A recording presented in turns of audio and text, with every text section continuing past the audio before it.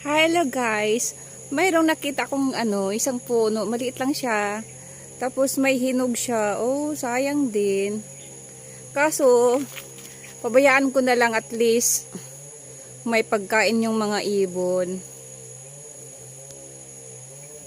Siyempre, alam mo naman walang nagpapakain sa kanila. So, self-feeding sila. So, naghahanap sila ng pagkain sarili kung saan makakita sila ng pagkain. So, tayo ding mga tao, in my realization, so kailangan din nating tulungan yung mga ibon.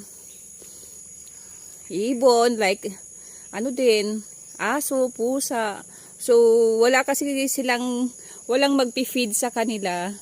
So, kailangan din nating tumulong para sa kanila. At least, makatulong naman tayo sa kanila kahit hindi naman sila tao or animals lang sila, pero bali part sila sa buhay natin.